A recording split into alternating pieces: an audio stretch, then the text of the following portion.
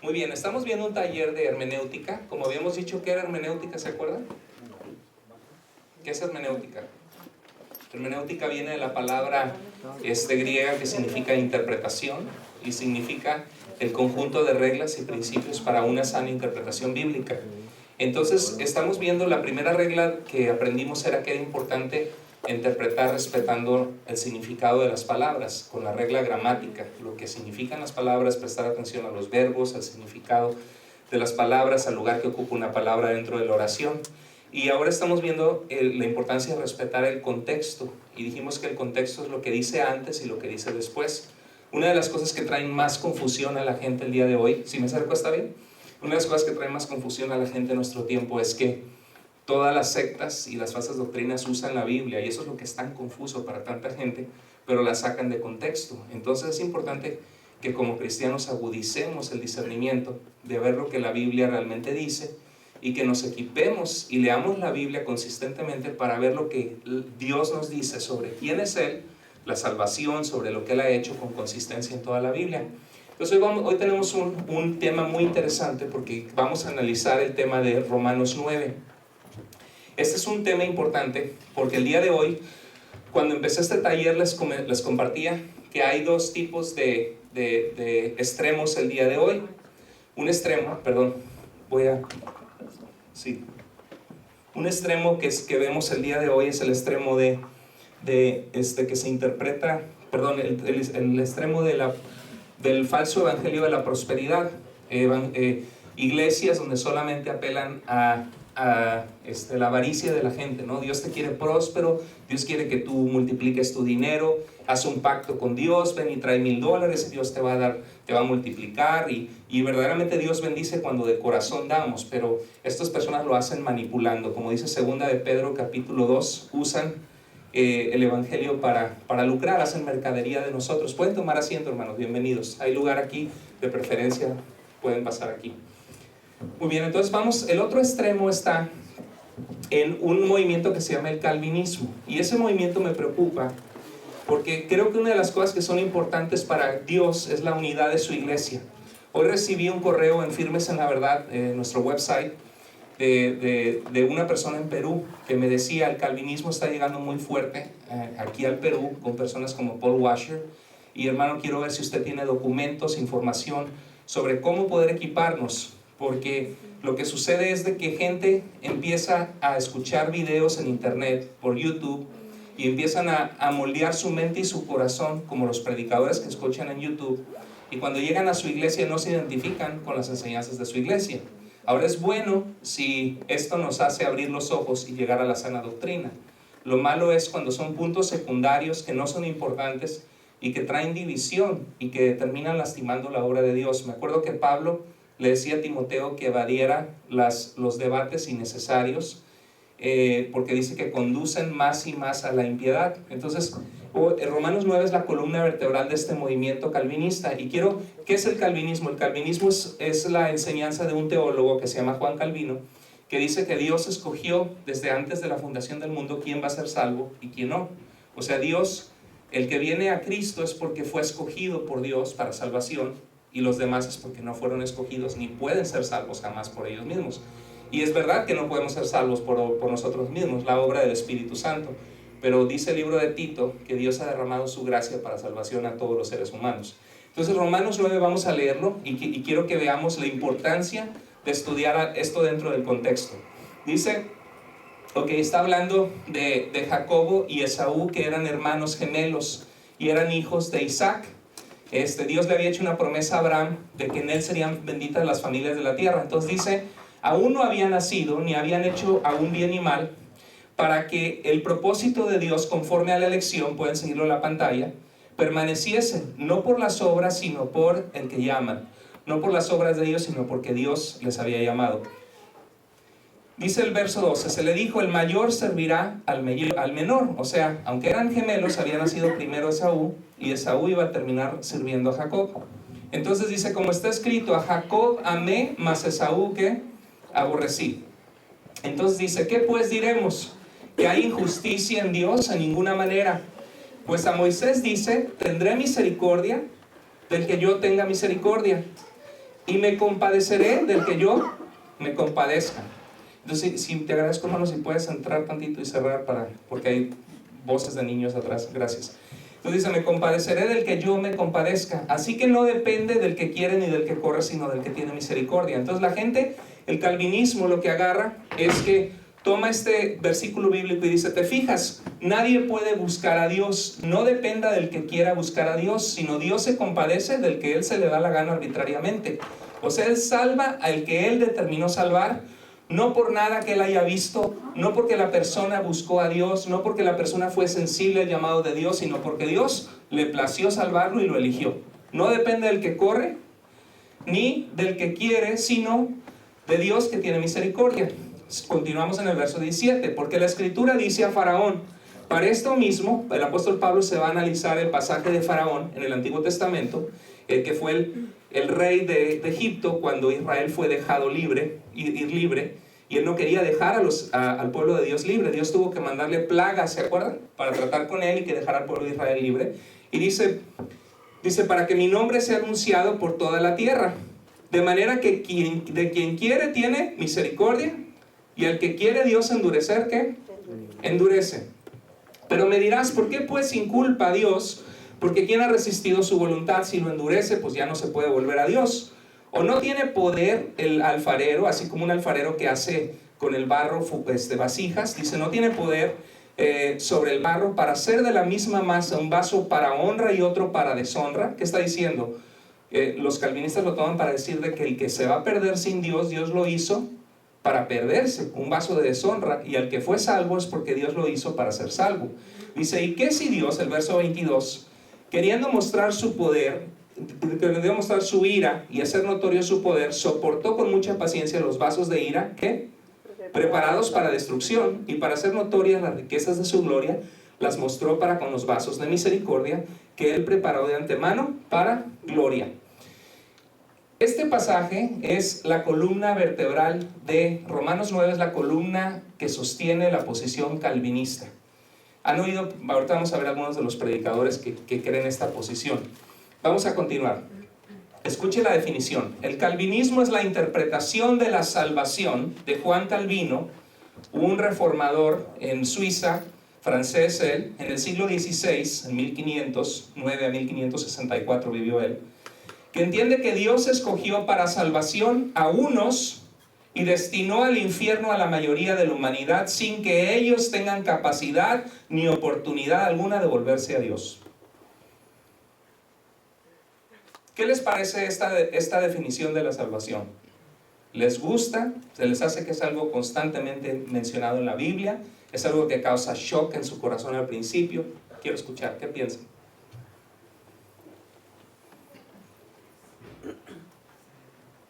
Bienvenida. ¿Qué piensan? Pues en la Biblia dice que la palabra de Dios es para todo aquel que en él cree y el que se arrepiente. ¿Cuántos conocen ese verso? Juan 3:16. ¿Qué dice? Porque de tal manera amó Dios al mundo que ha dado a su Hijo unigénito para que todo aquel que en él cree no se pierda, mas tenga vida eterna.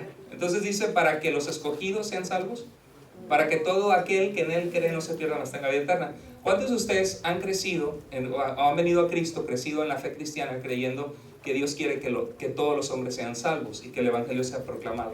Levante su mano si usted ha creído eso.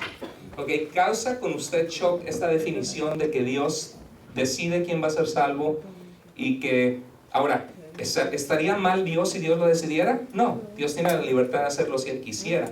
La pregunta es, ¿qué enseña consistentemente la palabra de Dios? Sergio. En Marcos 6, que cuando Jesús volvió de la muerte y cuando ya se iba a ir, le dijo, vayan y prediquen el Evangelio, Marcos 16, a todos. Y yo estaba analizando ese verso y yo dije, todos, así que tenemos que predicarle a todos, no nomás a los que van a ser salvos, como dice Calvino.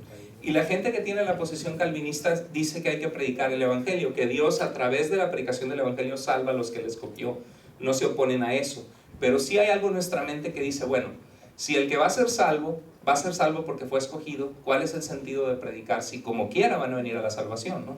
Hay algo que no es consistente.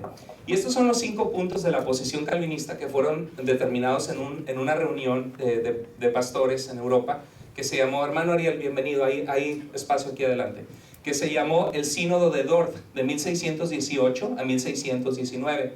Y dice así, bueno, el primer punto es la depravación total.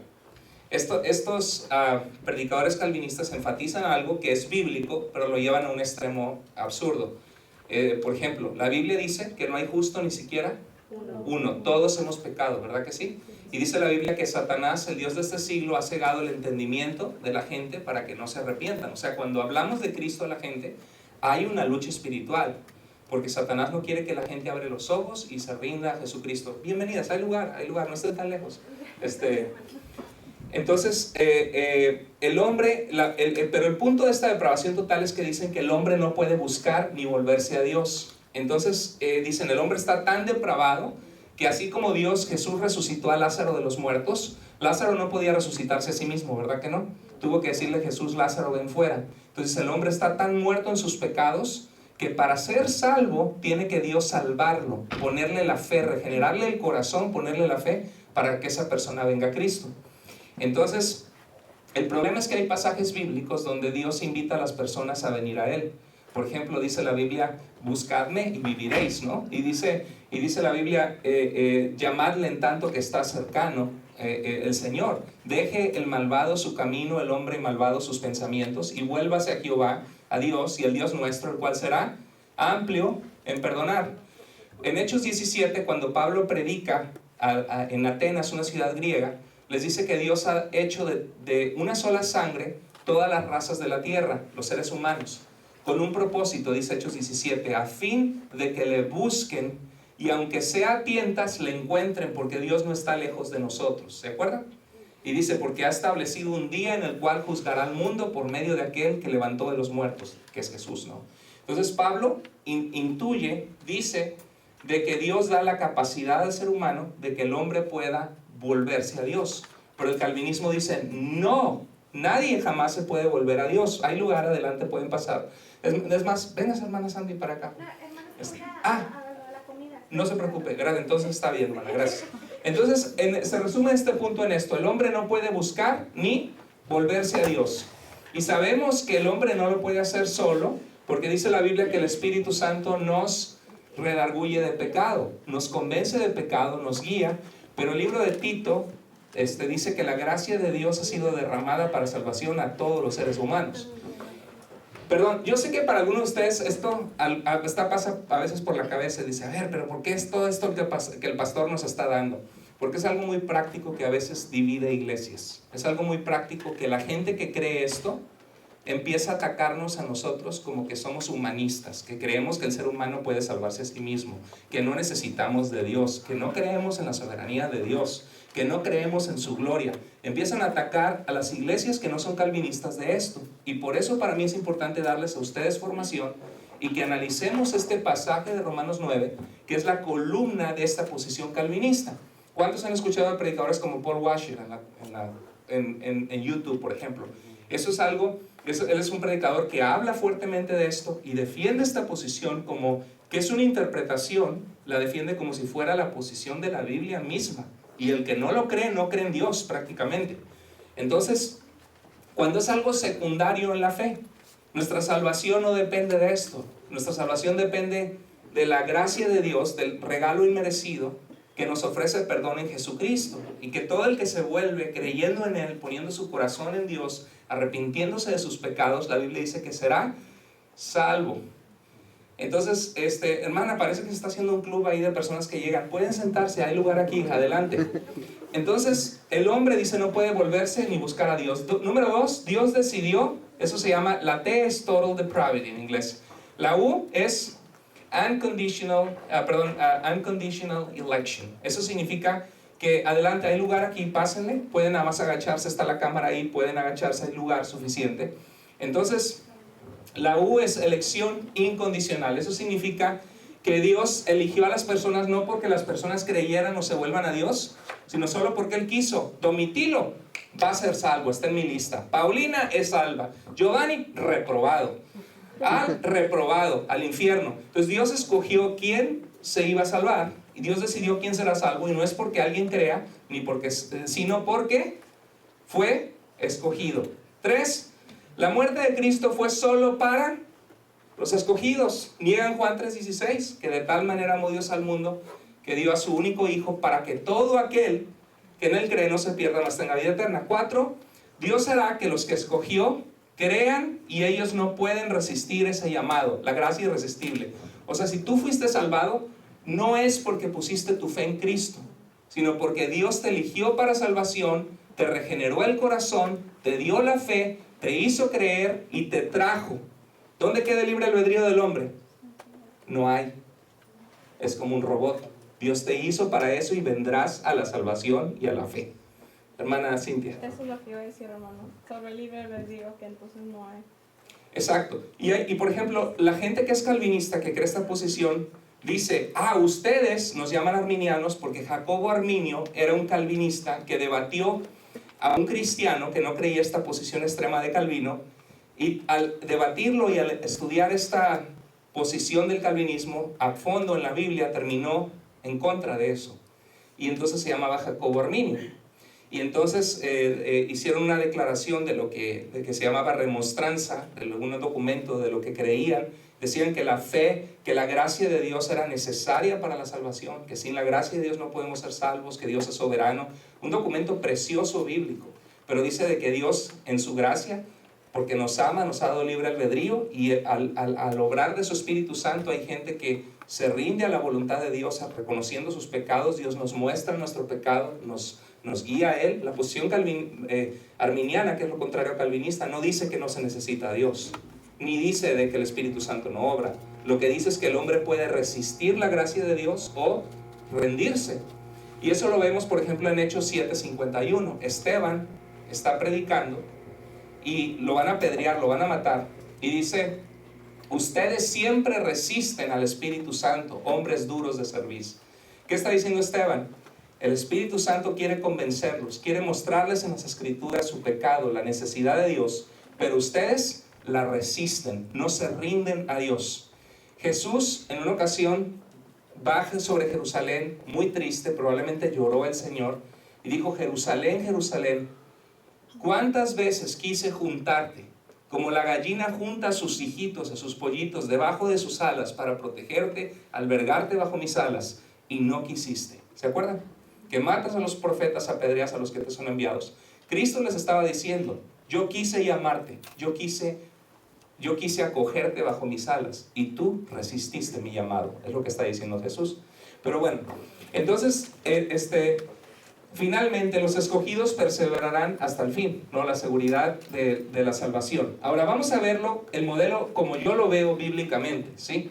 Número 1, en vez de la depravación total, yo veo, sí, el hombre está en sus pecados. Nadie niega eso.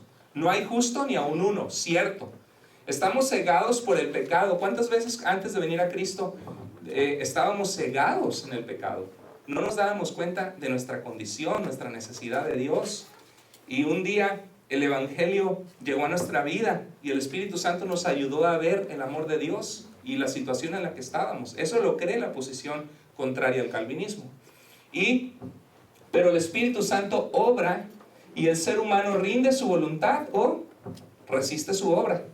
¿Sí? Por eso el Dios le responsabiliza. 2, la salvación es para todo aquel que cree y se rinde al Señor ante su llamado. No es por una elección incondicional donde Dios dice este sí, este no. Mini, mani, mo, ¿verdad?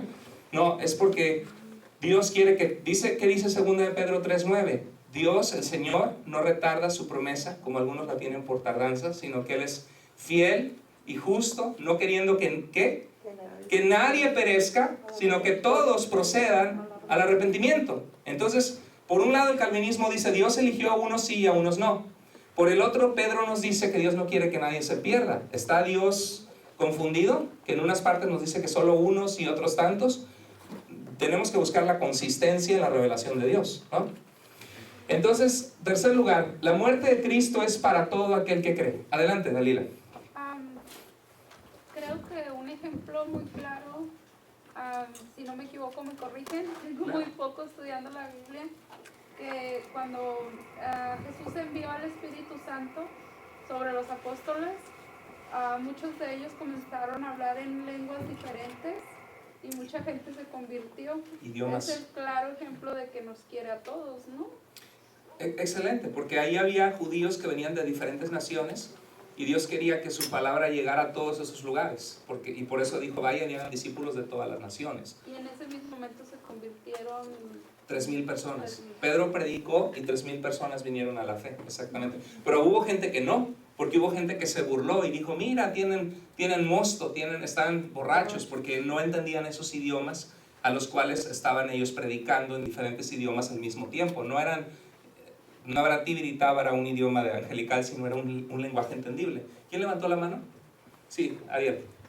Bueno, uno de los versos que usa el calvinismo para defender la posición de la depravación total, me parece que está en Gálatas, y es donde dice que el hombre natural no entiende las cosas espirituales. Primera de Corintios, capítulo 2, sí. Sí, o sea, refiriéndose al hombre inconverso. Claro, Porque no, le son locuras. Que son locuras. No la puede discernir porque no tienen el espíritu. Claro. Entonces ahí donde ellos dicen, o sea, si el hombre natural no tiene el espíritu, Y si está muerto en sus pecados, no lo tiene. entonces no puede venir a menos que Dios lo traiga. Exactamente. Sí, Cuando claro. usted le predica, él no entiende nada, pero no porque él quiera, sino porque no puede. ¿Por qué no puede? Porque no tiene el espíritu. Claro, Entonces tiene que venir el espíritu, según la posición calvinista, a regenerarlo. Exacto. Entonces cuando este hombre escucha la palabra, ya una vez regenerado, Dios le pone la fe y cree. Exacto, así es. La posición, pero eso lo vamos a ver más adelante. Muy bien. Entonces la muerte de Cristo es para todo aquel que cree. Dios obra y habilita los llamados o sea, Dios llama a todas las personas, y cuando el evangelio es predicado, Dios llama a las personas y habilita a los llamados a creer, pero ellos pueden ¿qué? Resistir ese llamado o rendirse al llamado de Dios. Y los que vienen a la fe son parte de su pueblo escogido y el Señor les guarda. Eso es diferente a los 5 puntos calvinistas. Entonces vamos a miren esta ilustración. Prácticamente Romanos 9 es el fundamento, el cimiento. Si Romanos 9 no existiera en la Biblia, probablemente estos versículos no hubieran sido interpretados como han sido interpretados para sostener a la posición que conocemos como calvinismo, de que Dios ha elegido a unos sí y a otros no. Entonces la Biblia sí habla que el pueblo de Dios es un pueblo escogido. Y cuando la Biblia habla, dice, ustedes son linaje escogido, nación santa, pueblo adquirido por Dios por su sangre, para anunciar las virtudes de aquel que les llamó de las tinieblas a su luz admirable. Pero mucho del entendimiento de que somos el pueblo escogido, elegido, más que decir tú sí, tú no, tú sí, tú no, 90% de la humanidad vaya hacia el infierno y 10% los elegí, más que eso, viene la figura del Antiguo Testamento de que Dios tenía un pueblo para sí que era Israel. Y el propósito de Dios tener a su pueblo Israel era dar a conocer su gloria entre las naciones. Desde que Dios llama a Abraham en Génesis capítulo 12, verso 1 a 3, dice, te bendeciré, haré tu nombre famoso, porque era importante que su nombre fuera grande de Abraham, para que la gente y las naciones alrededor hoy escucharan lo que Dios había hecho con Abraham. ¿Con qué propósito? Con el propósito de que reconocieran al Dios de Israel. Entonces dice, y en tu familia, le dice Dios a Abraham, serán benditas todas las naciones de la tierra. Desde el llamado de Abraham era un llamado misionero, de que las naciones vinieran a la fe. Inclusive Abraham entrega sus diezmos de una batalla en Génesis 14 a Melquisedec, que era rey de Salem y sacerdote del Dios Altísimo. Y Melquisedec no era judío, pero aunque era de otra nación, que no era de la sangre de Abraham, Dios tenía pueblo, era un sacerdote del Dios Altísimo. Entonces, vamos a ver esto. Mire para que vea este es uno de los versículos que usa el calvinismo, que es aquí, Efesios 1, 4 al 5. Pero todo resta sobre la columna de Romanos 9 que vamos a analizar en su contexto. ¿Están todos prestando atención? ¿Sí? Ok, poco a poco, si algo no entienden, levanten la mano y digan, pastor, explíquemelo más despacio, por favor. ¿Ok? Ok, mire lo que dice Efesios 1, 4, 5. Pablo comienza la carta a los Efesios y dice, bendito sea el Dios y Padre de nuestro Señor Jesucristo, que nos bendijo con toda bendición espiritual. Dice, según nos escogió en Él antes de la fundación del mundo. Y dice, mira, ahí está el calvinismo.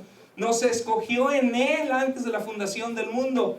Pero acuérdense que Pedro, el apóstol Pedro también dice de que Cristo era el Cordero sin mancha que fue preparado desde antes de la fundación del mundo para morir por nuestros pecados. ¿Qué significa esto? Que Dios desde antes de crear a la humanidad, Dios sabe todas las cosas, ¿sí o no? Sí. Dios desde antes de crear la humanidad, ¿usted cree que a Dios le cayó por sorpresa que Adán y Eva pecaran? Dijeron, ups, se me salieron las cosas de las manos.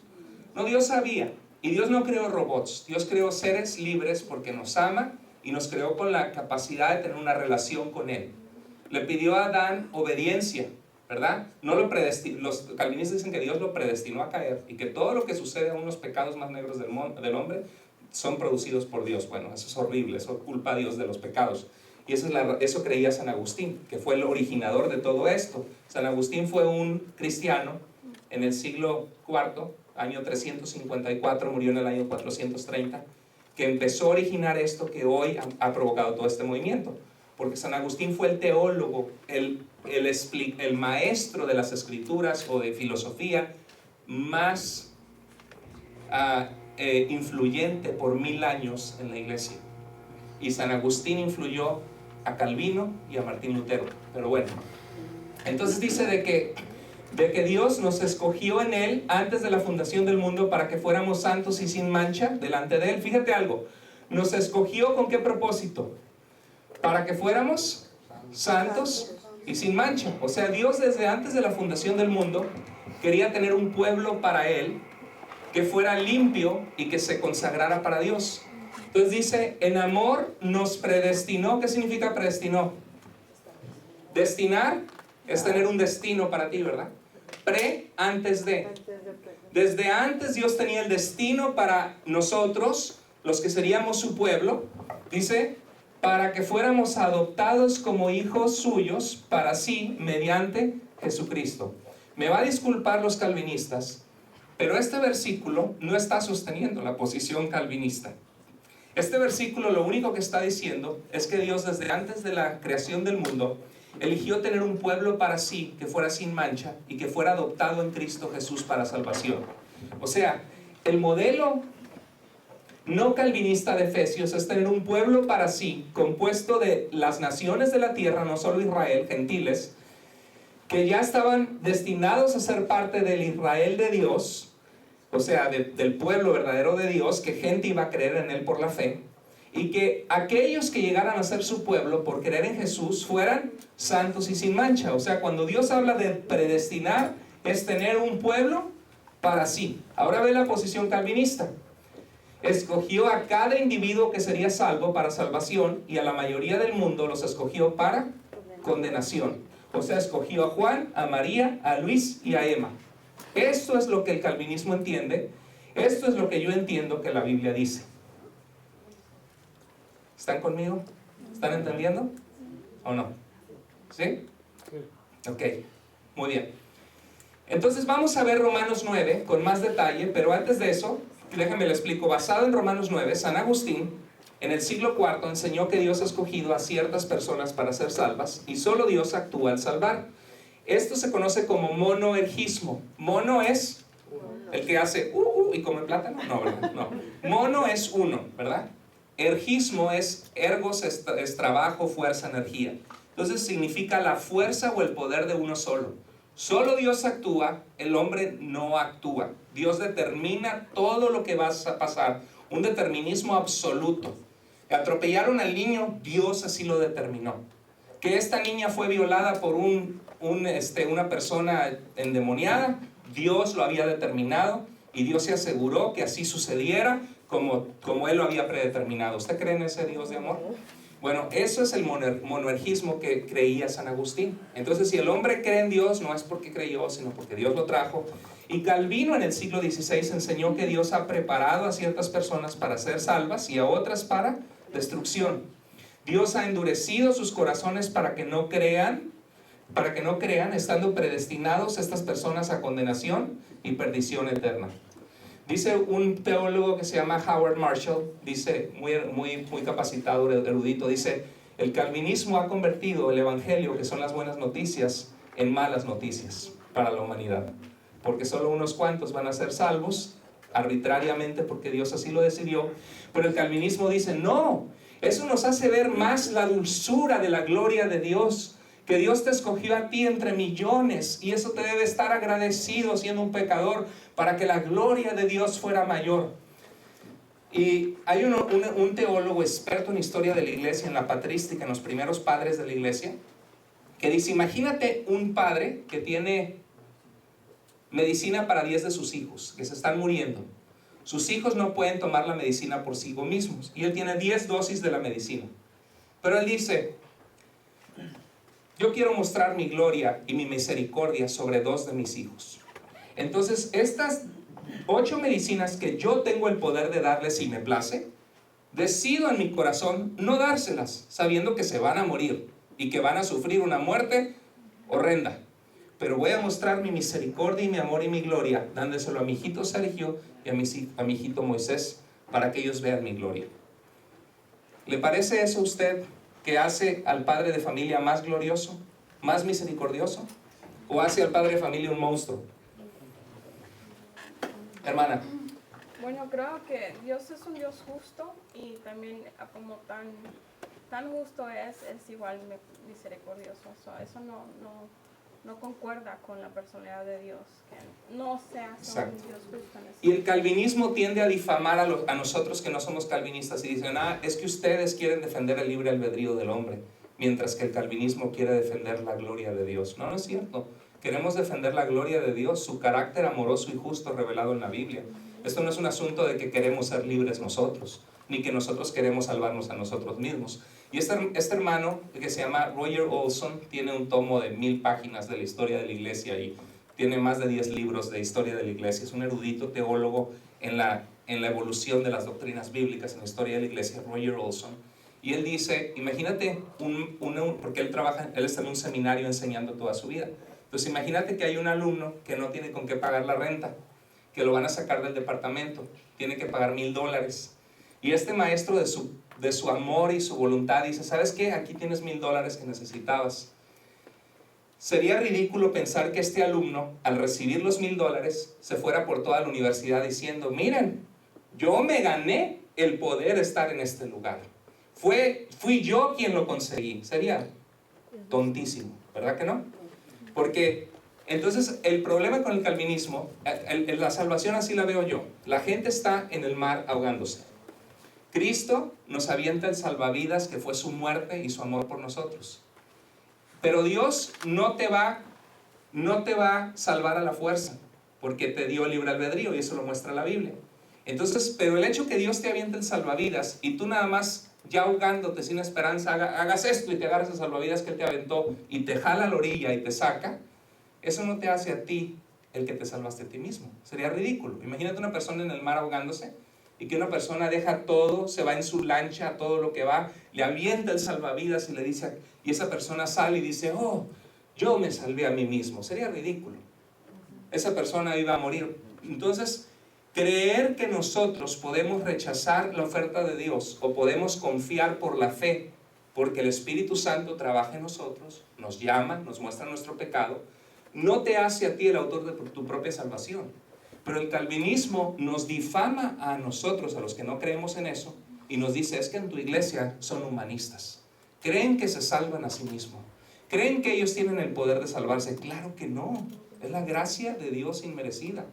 Pero eso no niega que Dios dice que el evangelio es poder de Dios para salvación a todo aquel que cree, no a todo aquel que fue elegido. ¿Sí?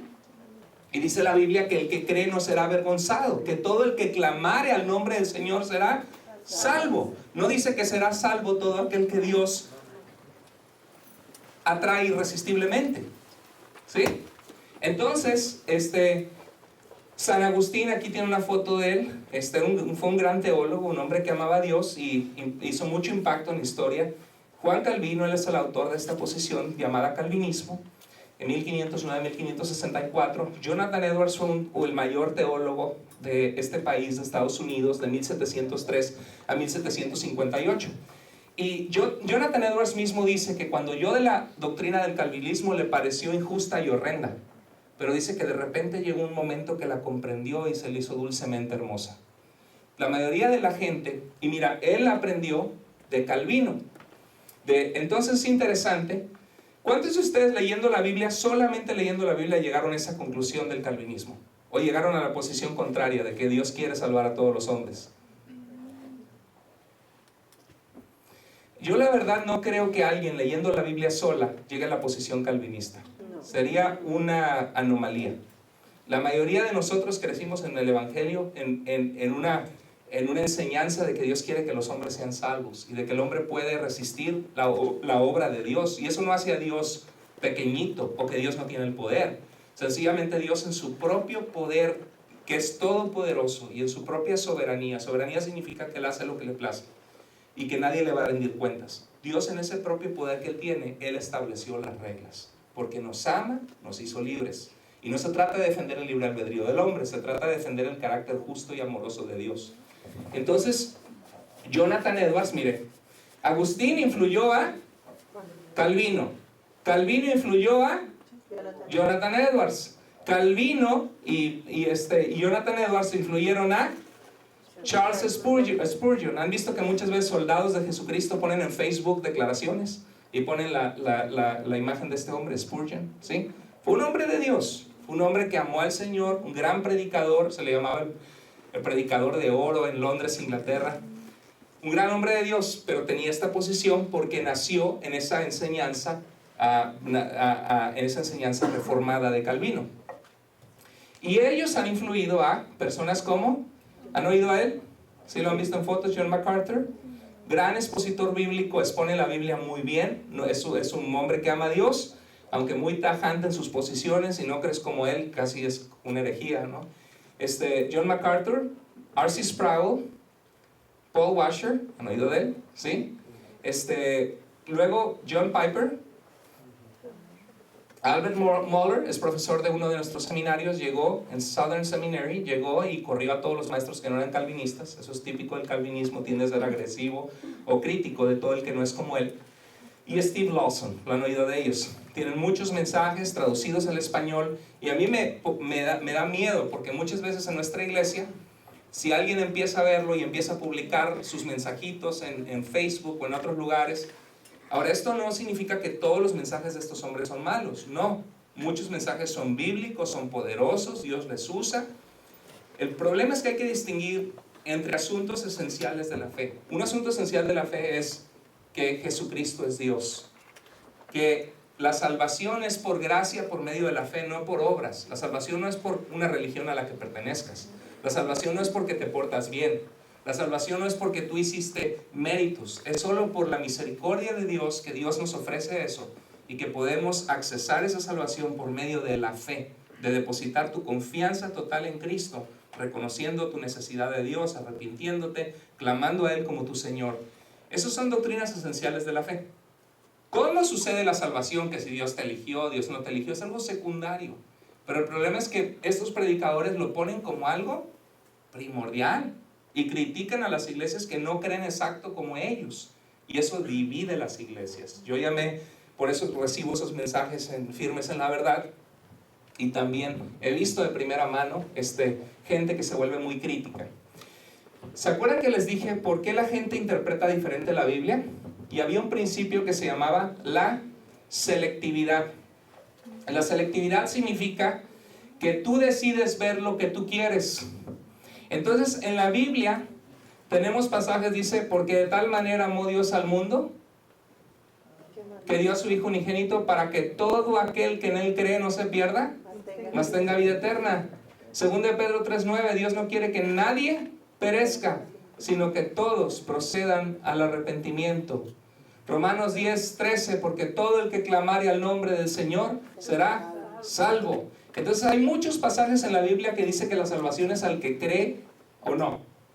¿Que es por la fe a todo el que cree o no? ¿Sí? Segunda de Timoteo 2:4, Cristo es salvador de todos los hombres, dice, mayormente de los que creen. Pero de repente, estos cuates que son calvinistas o estos hermanos en Cristo que aman a Dios, eso no los hace ser malos ni nada, pero creo que su posición no es tan atinándole a lo que la Biblia realmente dice. Estos agarran uno de estos versículos, por ejemplo, 2 Tesalonicenses 2:13, dice Pablo escribiendo a los cristianos en Tesalónica: le doy gracias a Dios que Dios los eligió para salvación desde el principio. Ahí está, Dios los eligió para salvación. Sí, pero Pablo está hablando a una iglesia de gentiles que fue alcanzada para Cristo en su primer viaje misionero, mostrando que Pablo siempre llegaba a las sinagogas judías en el libro de Hechos. Cuando los judíos cerraban los oídos y ya no querían oír, se sacudía los pies y dice: me voy a los gentiles. Entonces, en la iglesia primitiva, en el libro de Hechos, fue un gran descubrimiento saber que Dios quería que no solamente los judíos de donde vino Cristo como Mesías fueran salvos, sino Dios quería que los gentiles también vinieran a la salvación. Entonces la gente agarra este pasaje, que está basado sobre la columna de Romanos 9, y dice: ahí está la elección. Dios eligió cada individuo y cada ser humano. Entonces, como vimos, todo inició con San Agustín. ¿Saben qué es interesante? Que antes de San Agustín, yo he leído a muchos de los padres cristianos, apostólicos, que fueron los primeros cristianos que escribieron cartas. Por ejemplo, Ignacio de Antioquía fue un pastor de la iglesia de Antioquía, donde Pablo hizo su primer viaje misionero, en Hechos capítulo 13. Y este hombre fue llevado a Roma para ser martirizado, para ser echado, muerto en la hoguera. Y cuando él iba en camino a Roma, empezó a escribir cartas a la iglesia de Esmirna, de la Odisea, de Filadelfia. Y en esas cartas les anima en la fe, les habla de la salvación. Ese es Ignacio de Antioquía, murió alrededor del año 112. Hay otro que se llama Policarpo, obispo de Esmirna, fue alumno del apóstol Juan. Y él murió en la hoguera por Cristo. Le dijeron: renuncia a Jesús. Y dijo: 86 años le he servido y nunca me he hecho mal. ¿Cómo habría de traicionar a mi rey y señor? Esa carta de Policarpo, obispo de Esmirna. Luego vemos, por ejemplo, Clemente de Roma, que aparece en una de las cartas de Pablo. Fue obispo de Roma. La Iglesia Católica dice que fue el sucesor de San Pedro como papa, que no es cierto, ¿verdad? Pero ese Clemente de Roma escribió una carta a los Corintios que tiene 42 capítulos, bien largos, y habla de la salvación. Entonces, cuando tú agarras a todos estos, Justino Mártir, que defendió la fe contra ataques de los judíos y contra ataques de los filósofos romanos y griegos, bueno, de mentalidad griega pero romanos, todos esta colección de cristianos antes de San Agustín no creían que Dios eligió a unos sí y a unos no. Tú los lees y por 400 años los primeros cristianos que recibieron las enseñanzas de los apóstoles no creen eso. Pero Agustín influyó a Calvino, Calvino a Jonathan Edwards, Calvino y Jonathan Edwards, por la tradición de los bautistas particulares que creían en esta posición reformada, influyeron a Spurgeon, y Spurgeon y Edwards influyeron a todos los predicadores actuales. Entonces, ¿qué pasa con la selectividad? Que la gente que cree esto dice: mira, los tesalonicenses, Dios los eligió para salvación. Creyeron los que estaban ordenados para vida eterna, Hechos 13:48. Romanos 9, al que quiere endurece, pero el que quiere misericordia tiene misericordia. Elegidos, elegidos, elegidos. ¿Y qué haces con los otros pasajes? ¿Qué haces con Pedro, que dice que él no quiere que nadie perezca, sino que todos procedan al arrepentimiento? ¿Lo ignoras? ¿Está pintado ese versículo? ¿Se contradice Dios? Nos queda a nosotros la carga de discernir qué es lo que está pasando, ¿sí o no? ¿Sí? Nos queda cómo compaginamos estos pasajes con estos. Y ahí entra la tarea hermenéutica del cuidadoso estudiante bíblico. Entonces, este es el panorama real. Algunas estrellas son rosas y otras son plateadas. En la Biblia hay versículos que pueden apoyar la posición calvinista. Y por eso existe el calvinismo, si no, ni siquiera existiría. Pero el problema es qué haces si tú agarraras cada libro de la Biblia, de Génesis a Apocalipsis, y vieras consistentemente cómo Dios trata con el ser humano, con el hombre. Tú te vas a dar cuenta donde Dios siempre les da la oportunidad. Desde Génesis Dios le dijo a Adán que no comiera del fruto del conocimiento del bien y del mal, porque Dios quería probar su obediencia. Dios no quería nada más destinarlo a caer, ¿sí? ¿Dios sabía que iba a pasar? Sí. Con Noé, Dios mandó a Noé, dice el libro de Pedro, pregonero de justicia, a proclamar arrepentimiento, y las puertas se cerraron y la gente no creyó, porque estaba endurecida en su corazón. En Deuteronomio 28 al 30, Dios le dice a Israel, pongo delante de ti la vida y la muerte. Escoge la vida para que te vaya bien, y estas conductas evádelas porque te van a traer muerte. Una y otra vez, en toda la Biblia vemos que Dios da al ser humano la capacidad de obedecer o desobedecer. No vemos una predestinación a caer o una predestinación a obedecer en ningún libro de la Biblia. ¿Están conmigo? Muy bien. Entonces, ¿qué es lo que pasa cuando la gente adopta un marco de interpretación teológico? Pasa esto. Te pones los lentes rosas y aún las estrellas plateadas las empiezas a ver rosas. Agarran estos 3 versículos y dicen, yo decido ver toda la Biblia a la luz de todos estos 3 versículos. ¿Sabes qué? Yo no. Yo decido ver estas 3 estrellas rosas a la luz de lo que consistentemente la Biblia habla, de que Dios es justo y no quiere que nadie perezca, y que tanto amó al mundo que dio a su único Hijo para que todo aquel que en Él cree no se pierda, mas tenga vida eterna, no solo unos cuantos elegidos. ¿Sí? Yo decido interpretar estos 3 a la luz de los demás. Entonces, ¿cómo podemos librarnos de errar en nuestras convicciones bíblicas? Bueno, número 1, ve el contexto del pasaje en el que basas tu convicción. O sea, vamos a ver Romanos 9, ¿qué dice antes, qué dice después y de qué trata el libro de Romanos? Descubre el asunto del que se está hablando. ¿De qué está hablando Pablo cuando habla que eligió a Jacob y aborreció a Esaú? ¿De qué está hablando? ¿Cuál es el asunto? Descubre el propósito de lo que se dice en el pasaje a la luz de toda la carta. ¿Por qué está esto aquí? Revisa si tu interpretación es consistente con otras secciones del mismo libro, con lo que el libro entero dice de cómo Dios salva a las personas. ¿Cómo lo han entendido expertos exegetas y teólogos de varias denominaciones cristianas distintas? Porque el calvinismo es una minoría en el mundo. La gran mayoría del mundo evangélico y de los cristianos antes de San Agustín, nadie era calvinista. Y la gran mayoría de los cristianos en el mundo no tienen esta posición. Pero está cobrando fuerza en Latinoamérica. Por eso estoy recibiendo mensajes en Firmes en la Verdad que me dicen, ayúdeme pastor, porque están llegando las enseñanzas de Paul Washer, que son muy críticas en nuestra iglesia. ¿Qué puedo hacer? Porque son bien duros estas personas. Ok, vamos a ver esto importante. Fíjense este principio, léanlo conmigo. Nunca bases una doctrina en un pasaje oscuro. Interpreta lo oscuro en luz de lo claro.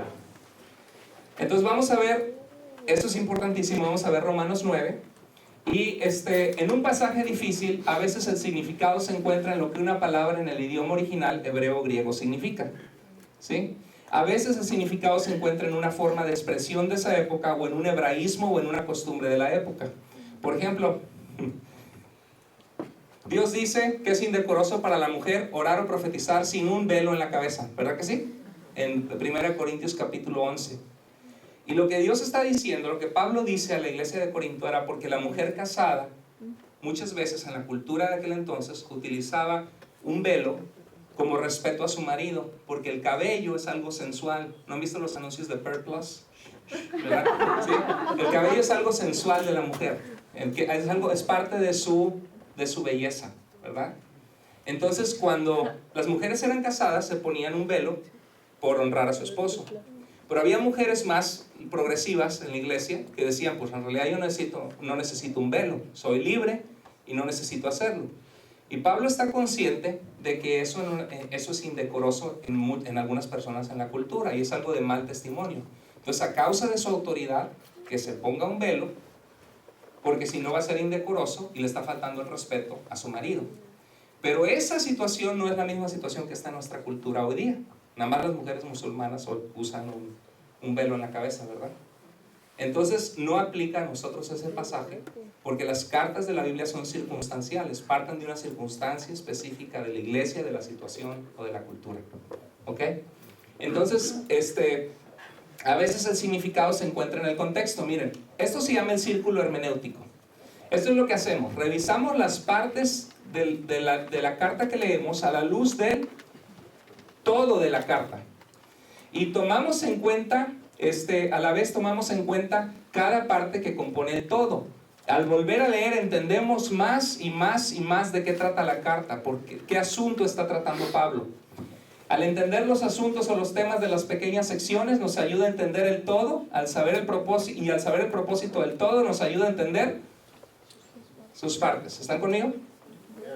Ok, el contexto, aquí es como un vagón de tren. Aquí está el texto y hay que ver qué dice antes y qué dice después. Entonces acuérdense que ese versículo hay que verlo a la luz ¿de qué está hablando Pablo en Romanos 9?